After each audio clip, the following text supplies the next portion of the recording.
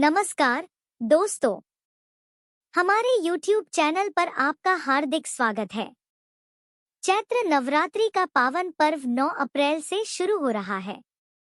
इस पर्व के पहले दिन घट स्थापना के साथ ही नवरात्रि की पूजा शुरू होती है और इसके बाद 9 दिनों तक देवी के 9 रूपों को पूजा जाता है। नवरात्रि में अगर आप भी व्रत रखने वाले हैं, घट स्थापना करने वाले हैं, तो व्रत से जुड़ी महत्वपूर्ण सामग्रियां आपको पहले ही रख लेनी चाहिए।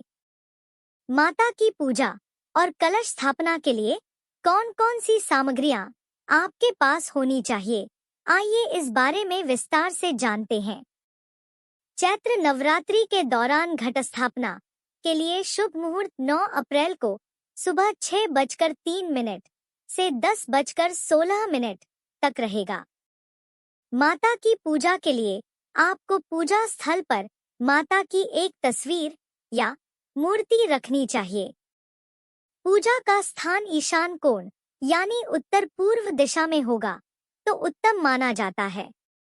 गंगाजल, रोली, अक्षत, कुमकुम, आम के 5 पत्ते, जौ, मिट्टी का दीपक, घी, रुई और बाती, जौ बोने के लिए मिट्टी, जटा वाला नारियल, लाल वस्त्र, लौंग, कपूर, कलावा, फूलों की माला, श्रृंगार सामग्री, हवन करने के लिए आम की लकड़ियां, चौकी के लिए लाल वस्त्र, पान, सुपारी, मेवे और मिठाई। ये सभी सामग्रियां पूजा में उपयोग होने वाली हैं और इन्हें पूजा स्थल पर सजाकर रखना चाहिए।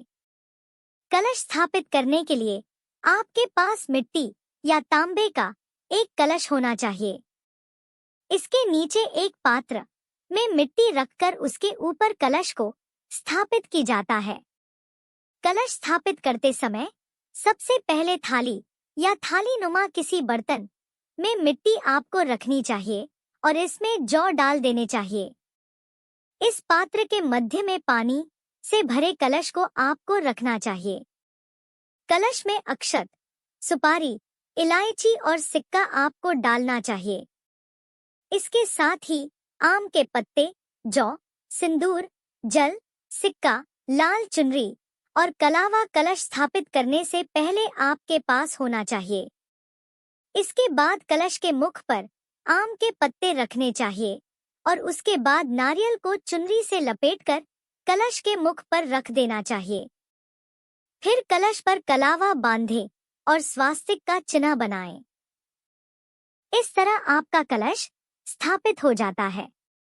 ऐसा माना जाता है कि कलश में सभी देवी देवताओं का निवास होता है। ऐसे में अगर आप नवरात्रि के पहले दिन कलश स्थापित करते हैं तो सभी देवी देवता आपकी पूजा के साक्षी बन जाते हैं। इसलिए नवरात्रि की पूजा में कलश स्थापना का बड़ा महत्व है। माता के श्रृंगार के लिए आपको बिंदी, मेहंदी, सिंदूर, लाल चूड़ी, लाल चुनरी, बिछिया, माला, नाक की नथ, काजल, मेहंदी, नेल पॉलिश, लिपस्टिक, इत्र, पायल आदि चीजें पूजा स्थल पर रखनी चाहिए।